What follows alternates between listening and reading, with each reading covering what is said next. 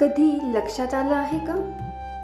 विचार अचानक येतात, आपण बोलवलेलं नसतानाही. अध्यात्म सांगतं, विचार आपण निर्माण करत नाही, ते आपोआप निर्माण होतात. जसे आकाशात ढग निर्माण होतात, तसेच मनात विचारांचे ढग निर्माण होतात. आपला अनुभव, आठवणी, भीती, इच्छा यातून विचार तयार होतात. पण एक महत्त्वाची गोष्ट, विचार येत आहेत हे कोण पाहतं? जो पाहतो तो विचार नाही.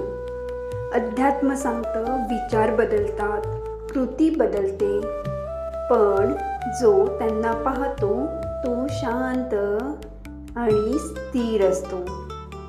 आजपासून विचार थांबवण्याचा प्रयत्न करू नका, फक्त त्यांना पहा.